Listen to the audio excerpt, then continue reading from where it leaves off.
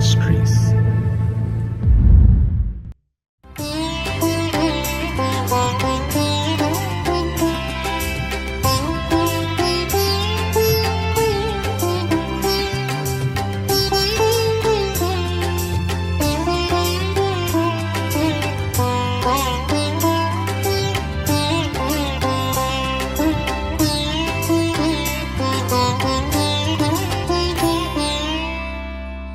ஆண்டவரும் இரட்சகருமாகிய இயேசு கிறிஸ்துவின் நாமத்தினாலே காட் கூசிஸ் மினிஸ்ட்ரீஸின் யூடியூப் சேனல் வாயிலாக உங்களை சந்திப்பதில் பெரும் மகிழ்ச்சி அடைகிறேன். இந்த புதிய நாளிலே தேவனாகிய கர்த்தர் நம்மை நினைத்து ஆசீர்வதிக்க விரும்புகிறார். கடந்த நாட்களிலெல்லாம் நம்மை பாதுகாத்து இந்த நாளுக்குள் பிரவேசிக்க நமக்கு இரக்கம் பாராட்டியிருக்கிற தேவாதி தேவனுக்கு ஸ்தோத்திரம் உண்டாவதாக. அவருடைய இரக்கங்களும் அவருடைய தயவும் அவருடைய கிருபையும் நம்மை ஒவ்வொரு நாளும் பின்தொடர்ந்து கொண்டிருக்கிறதினாலே தொடர்ந்து நாம் கர்த்தருக்கு நன்றியுள்ளவர்களாய் இருப்போம். கர்த்தர் நமக்கு சொன்னவைகளையெல்லாம் நிச்சயம் நமக்கு செய்யத்தான் போகிறார். தேவன் செய்ய போகிற அதிசயமான காரியங்களை எதிர்நோக்கி காத்திருப்போம். நம்முடைய நம்பிக்கையிலே விசுவாசத்திலே உறுதியாய் நாம் தரித்திருப்போம். தேவனாகிய கர்த்தர் ஒவ்வொரு நாளும் நம்மோடு பேசும்படியாய் கொடுக்கிற ஒவ்வொரு வார்த்தைகளையும் பற்றி கொள்வோம். ஏனெனில் கர்த்தருடைய ஒவ்வொரு வார்த்தையிலும் ஜீவன் உண்டு. அந்த ஜீவனுள்ள வார்த்தைகளை நம்பி காத்திருப்போம். தேவனாகிய கர்த்தர் பெரிய காரியங்களை செய்வாராக. ஆமென்.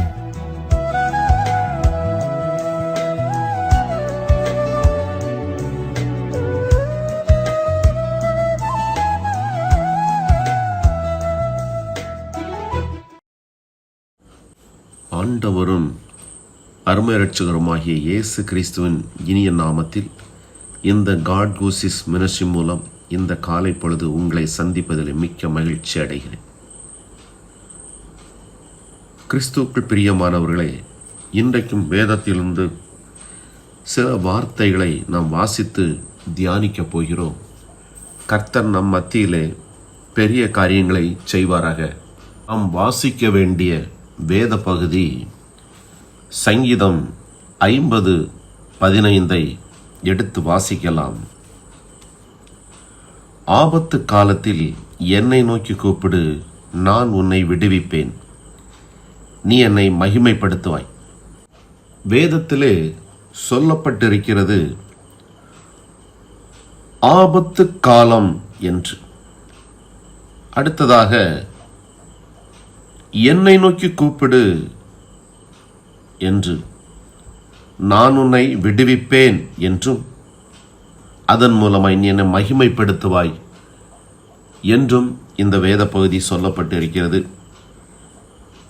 ஆபத்து காலம் என்று ஒரு மனிதனுடைய வாழ்க்கையிலே இருக்கிறது. பல பகுதிகளிலே இந்த ஆபத்து காலம் ஒரு மனுஷனுடைய வாழ்க்கையிலே கடந்து வரதான் செய்யும். அதற்காகத்தான் நமக்கு பைபிள் மிகவும் தெளிவாக சொல்லப்பட்டிருக்கிறது. ஆபத்து காலம், ஆபத்து காலத்தில் என்னை நோக்கி கூப்பிடு. இந்த ஆபத்து என்பது என்ன? ஒரு மனிதனுடைய வாழ்க்கையிலே பல பகுதிகளிலே இந்த ஆபத்து வரும். பிரயாணத்தில் செல்லும் பொழுது அவனுக்கு ஒரு ஆபத்து வரும். வேலை செய்கிற இடத்திலே இந்த ஆபத்து வரும். தொழில் செய்கிற தொழிலிலே ஆபத்து வரும். குடுக்கல் வாங்கலிலே இந்த ஆபத்து வரும். இந்த ஆபத்து என்பது எந்த ரூபத்திலும் எப்படி வரும் என்பது தெரியாது. ஆனால் என்ன ரூபத்திலும் ஒரு மனிதனுடைய வாழ்க்கையில் ஆபத்து கடந்து வரும். அதற்காகத்தான் வேதம் சொல்கிறது ஆபத்து காலத்திலே என்று. இந்த ஆபத்து என்பது கடன் பிரச்சனை என்கிற ஆபத்து, வேலையில் ஆபத்து, தீராத வியாதியில் ஆபத்து, ஏன் ஹாஸ்பிட்டல் பில் கட்டுவதிலே ஆபத்து, பல பிரச்சனைகளிலே இந்த ஆபத்து ஒரு மனுஷனுக்கு சிலர் சில வார்த்தைகளை சொல்லிவிடுவார்கள். அந்த சொன்ன வார்த்தையை அந்த நாட்களிலே அந்த நேரத்திலே அவர்களால் நிறைவேற்ற முடியாது. அதிலே ஒரு ஆபத்து வரும். இப்படி பல விதத்திலே ஒரு மனிதன் வாழ்க்கையிலே ஆபத்து என்பது கடந்து வரும். சிலருக்கு ராக்காலங்களிலே ஆபத்து வரும், இருளில் அந்தகாரத்தில் ஆபத்து வரும், தண்ணீரில் ஆபத்து வரும், தீயினால் ஆபத்து வரும், இயற்கை சீற்றத்தினால் ஆபத்து வரும். ஏன் நாடுகளிலே யுத்தங்கள் நடந்து கொண்டிருக்கிறது. இந்த யுத்தத்தினால் குடும்பங்களிலே, ஊர்களிலே, தேசங்களிலே ஆபத்து வருகிறது. இப்படி ஆபத்து வரும் காலத்தில் என்னை நோக்கி நீ கூப்பிடு. நாம் அவரை நோக்கி கூப்பிடும் பொழுது வேதம் சொல்கிறது, நான் உன்னை விடுவிப்பேன். நம்ம எப்படியான ஒரு ஆபத்து காலத்தில் இருந்தாலும் இயேசுவே என்று கூப்பிடும் பொழுது நமக்கு விடுவிக்கும் கரம் எங்கு இருந்து என்ன ரூபத்தில் வரும் என்று நமக்கு தெரியாது. ஆனால் வேதம் சொல்கிறது, நான் உன்னை விடுவிப்பேன். அவர் விடுவிப்பதினால் நீ அவரை மகிமைப்படுத்துவாய். ஏனென்றால் ஆச்சரியமாக இருக்கும், இந்த விடுதலை நமக்கு எப்படி வந்தது? இப்படி ஒரு சகாயம் நமக்கு இந்த வேளையிலே வர வாய்ப்பே கிடையாதே. எப்படி நாம் இதிலிருந்து, இந்த ஆபத்திலிருந்து விடுவிக்கப்பட்டோம் என்று நமக்கு பிரமிப்பாக இருக்கும், ஆச்சரியமாக இருக்கும். அப்படி தேவன் நம்மளை அந்த ஆபத்திலிருந்து விடுவிப்பார். நாம் சங்கீதம் 50:14 எடுத்துக்கொண்டோம் என்றால் அதிலே சொல்லப்பட்டிருக்கிறது, நீ தேவனுக்கு ஸ்தோத்திர பலியிட்டு உன்னதமானவருக்கு உன் பொருத்தனைகளை செலுத்து என்று. இந்த ஆபத்து காலம் வரும் பொழுது சிலர் ஸ்தோத்திர பலிகளை ஏறெடுப்பார்கள். ஸ்தோத்திர பலிகளை ஏறெடுப்பது மாத்திரமல்ல, அதிலே பொருத்தனை பண்ணுவார்கள். ஆண்டவரே, இதில் இருந்தனை காப்பாற்றுங்க, நான் உமக்கு இந்த காரியத்தை செய்வேன். இப்படி சிலர் பொருத்தனை செய்வதுண்டு. நான் அநேக கிறிஸ்தவ தேவாலயங்களை குறித்து கேள்விப்பட்டதுண்டு. சில ஐரோப்பியர்கள் கடல் வழியாக கடந்து செல்லும் பொழுது காற்றும் புயலும் பயங்கரமாய் அடித்ததினால் கப்பல் மூழ்கி போய்விடும். அப்படியான சூழ்நிலை வரும் பொழுது சிலர் ஐரோப்பியர்கள் பொருத்தனை பண்ணினார்களாம், தேவனே இதிலிருந்து எங்களை காப்பாற்றும், இந்த பகுதியிலே நாங்கள் பெரிய தேவாலயத்தை கட்டி எழுப்புவோம் என்று. இப்படி சில தேவாலயங்களை நான் அந்த கடற்கரை சைடுகளில் பார்க்கும் பொழுது பிரம்மாண்டமான தேவாலயங்களை நான் பார்த்ததுண்டு. அப்பொழுது கிறிஸ்டியை முதிர்ந்தவர்கள் சொன்னார்கள், இது ஆங்கிலேயர்களால் கட்டப்பட்ட தேவாலயம், இதற்கு இப்படி ஒரு வரலாறு இருக்கிறது. அவர்கள் கப்பல்களில் யாத்திரை செய்யும் பொழுது இந்த பயங்கரமான சூறாவளி காற்று அவர்களை தாக்கியது. உயிர் பிழைத்தால் போதும் என்று அவர்கள் நினைக்கும் பொழுது சிலர் கட்டுமரங்களை, சில மரத்துண்டுகளை பிடித்து இந்த பகுதியிலே வந்து சேர்ந்தார்கள். சேர்ந்தவர்கள் அந்த இடத்திலே அவர்கள் வரும் பொழுதே பொருத்தனை பண்ணினார்களாம், நான் உயிரோடு எங்கே போய் கரை ஒதுங்குவேனோ அங்கே உமக்கு ஒரு ஆலயத்தை கட்டுவேன் என்று. அப்படி அடித்து கரையில் வந்து சேர்ந்த சிலரால் கட்டப்பட்ட ஆலயங்கள் தான் இது என்று. இப்படி ஆபத்து காலம் வரும்பொழுது சிலர் பொருத்தனைகளை பண்ணுவது உண்டு. இதிலே வேதத்திலே நாம் பார்த்தோம் என்றால், பழைய ஏற்பாடு காலத்திலே நியாயாதிபதிகள் புஸ்தகத்தை எடுத்துக்கொண்டோம் என்றால், யெப்தா யுத்தத்துக்கு செல்லும் பொழுது பொருத்தனை பண்ணி செல்கிறார். அந்த பொருத்தனையை அவர் வந்து நிறைவேற்றுகிறார். அது மாத்திரமல்ல, 1 சாமுவேல் 1:11 எடுத்துக்கொண்டோம் என்றால் அதிலே ஒரு பொருத்தனை சொல்லப்பட்டிருக்கிறது.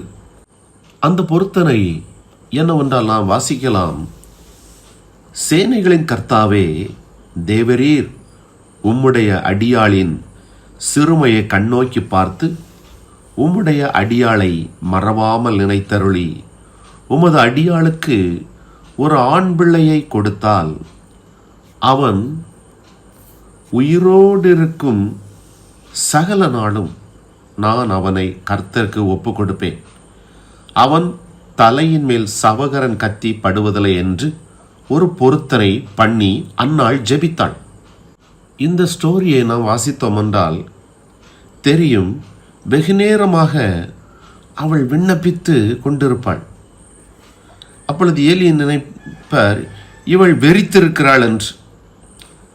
அவர் சொல்வார், எதுவரைக்கும் வெறித்திருப்பாய், நீ குடியை விட்டு விலகு என்பார். அதற்கு அவள் சொல்லுவாள், அன்னாள் அதில் வாஸ்தவம் என்றால் நாம் தெரிந்து கொள்ளலாம்.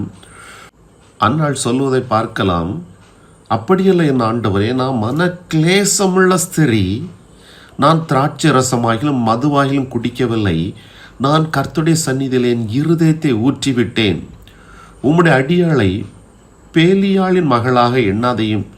நான் மிகுதியான விசாரத்திலும் கிளேசத்தினாலும் இந்நேரம் மட்டும் விண்ணப்பம் பண்ணினேன் என்றாள். அதற்கு எலி சொல்வார், சமாதானத்துடனே போ, நீ இஸ்ரவேலின் தேவனிடத்தில் கேட்ட உன் விண்ணப்பத்தின்படி அவர் உனக்கு கட்டளையிடுவாராக என்றார். இப்படி அன்னாள் பொருத்தனை பண்ணி ஜெபித்தாள். இந்த பொருத்தனை பண்ணுவது மாத்திரமல்ல, இதிலே நாம் கவனமாக இருக்க வேண்டும். உன்னுடைய பொருத்தனைகளை தேவன் கேட்பதில்லை. ஆனால் நீ பொருத்தனை வாயால் செய்துவிட்டால் அந்த பொருத்தனை நீ நிறைவேற்றிதான் ஆக வேண்டும். வாய் பதறி சொல்லிவிட்டேன், அப்படி சொல்லிவிட்டேன் என்றெல்லாம் சொல்லக்கூடாது. வாயால் நம்ம தேவ சமூகத்தில் ஒரு ஆபத்து வந்துட்டு இக்கட்டான சூழ்நிலையில் ஒரு பொருத்தனை பண்ணி நம்ம அவரை நோக்கி கூப்பிட்டு ஜெபம் பண்ணுறோம். அந்த பொருத்தனை பண்ணினால் அதை நிறைவேற்றி ஆக வேண்டும் என்று வேதம் சொல்கிறது. அன்னாள் தன் வாயினால் பொருத்தனை பண்ணினாள். அதே போல் தேவன் அவளுக்கு ஒரு நல்ல ஒரு அழகான ஆண் பிள்ளையை கொடுக்கிறார். இந்த ஆண் பிள்ளையை அவள் தேவனுக்கென்று கொண்டு கொடுக்கிறாள். உன் வாயால் நீ பொருத்தனை சொல்லிவிட்டால் அதை நிறைவேற்ற வேண்டும். கடைசி காலத்தில் ஜனங்கள் நன்றி இல்லாதவர்களாக இருப்பார்கள். தேவன் செய்த நன்மைக்கு நன்றி இல்லாதவர்களாக, அவர் செய்த பெரிய உதவி கைமாறுக்கு நன்றி இல்லாதவர்களாக இருப்பார்கள். தேவனுடைய சமூகத்தில் வாயை திறந்து சொல்லியும் சிலரதை செய்வதில்லை. அது குற்றம், அது பாவம், சாபமாகிவிடும். நாம் வாயை திறந்து ஒரு பொருத்தனை சொல்லிவிட்டால் நாம் அதை நிறைவேற்ற வேண்டும், அந்நாளை போல். அப்பொழுதுதான் தேவன் அதில் பிரியப்படுவார். அது மாத்திரம் நாம் நன்றி பலிகளை எடுக்க வேண்டும், ஸ்தோத்திர பலிகளை எடுக்க வேண்டும். தேவன் செய்த நன்மைகளை நினைத்து அவருக்கு நாம் நன்றி பலிகளை எடுப்பது, ஸ்தோத்திர பலிகளை எடுப்பது, இயேசு நமக்கு செய்த நன்மைகளை சொல்லி அவரை மகிமைப்படுத்துவது, சபையிலே மகிமைப்படுத்துவது, பிறருக்கு சாட்சியாக சொல்வது. இப்படி தேவன் நமக்கு செய்த நன்மைகளை, நாம் அவருக்கு செய்த பொருத்தனைகளை சொல்லி தேவ நாமத்தை மகிமைப்படுத்தும் பொழுது கர்த்தர் நம் மத்தியிலே அநேக அற்புதங்களை செய்வார். நம்மை அவருக்கு சாட்சியாக தேவன் எடுத்து பயன்படுத்துவார். பிரியமானவர்களே, நீங்களும் கூட இந்த ஆபத்தான சூழ்நிலையில் இருக்கிறீர்களா? கடன் என்கிற ஆபத்திலோ, வியாதி என்கிற ஆபத்திலோ, பிசாசின் பிடி என்கிற ஆபத்திலோ இருக்கிறீர்களா? வேலைக்காக காத்திருந்து அந்த வேலை காரியம் நடக்காமல் மனம் தொய்ந்து ஒரு ஆபத்தில் இருக்கிறீர்களா? இல்லையில் கடன் என்கிற பாரத்தில் சிக்குண்டு இருக்கிறீர்களா? இல்லையில் உங்களுக்கு வரவேண்டிய சில நன்மைகள் வராமல் அதற்காய் காத்து கொண்டு திகைத்து அதை நம்பி சில வாக்குகளை கொடுத்துவிட்டு அந்த ஆபத்தில் இருக்கிறீர்களா? நீங்கள் கவலைப்பட வேண்டாம். அந்நாளை போல் நீங்கள் பொருத்தனை பண்ணி ஜெபியுங்கள். இயேசு உங்களுக்கு அற்புதம் செய்வார். அந்த அற்புதத்தை, அவர் செய்த நன்மைகளை சொல்லி நீங்கள் அவரை மகிமைப்படுத்துவீர்கள். உங்கள் மூலம் தேவன் மகிமைப்படுவார். ஆமென். இதை கேட்கிற யாவரையும் கர்த்தர் ஆசீர்வதித்து அவரில் தேவன் மகிமைப்படுவாராக. ஆமென். கர்த்தர் உங்களை கொண்டு பெரிய காரியங்களை செய்வார்.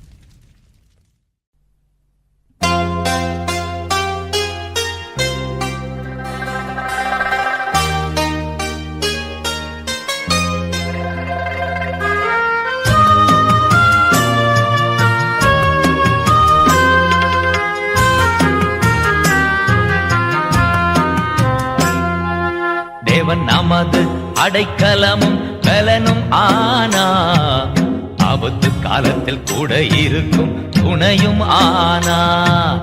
தேவன் நமது அடைக்கலமும் பலனும் ஆனா, ஆபத்து காலத்தில் கூட இருக்கும் துணையும் ஆனா.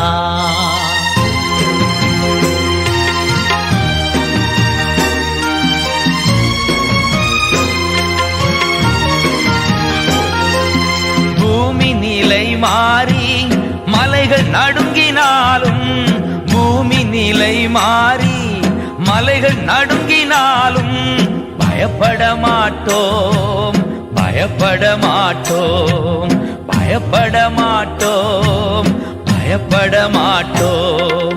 தேவன் நமது அடைக்கலமும் பலனுமானார், ஆபத்து காலத்தில் கூட இருக்கும் துணையுமானார். தேவன் எனது அடைக்கலமும் பலனுமானார், ஆபத்து காலத்தில் கூட இருக்கும் துணையுமானார்.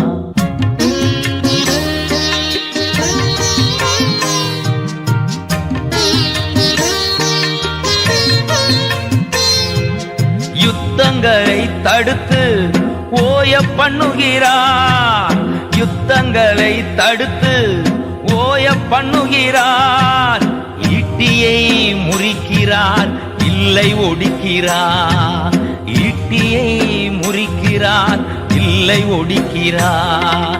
தேவன் நமது அடைக்கலமும் பலனுமானார், ஆபத்து காலத்தில் கூட இருக்கும் துணையுமானார். தேவன் எனது அடைக்கலமும் பலனுமானார், ஆபத்து காலத்தில் கூட இருக்கும் துணையுமானார்.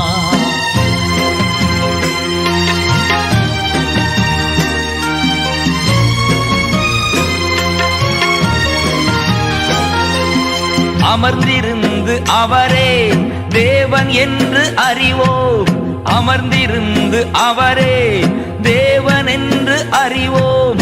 உயர்ந்தவர் பெரியவர் உலகை ஆள்பவர், உயர்ந்தவர் பெரியவர் உலகை ஆள்பவர். தேவன் எனது அடைக்கலமும் பலனுமானார், ஆபத்து காலத்தில் கூட இருக்கும் துணையுமானார். தேவன் எனது அடைக்கலமும் பலனுமானார், ஆபத்து காலத்தில் கூட இருக்கும் துணையுமானார்.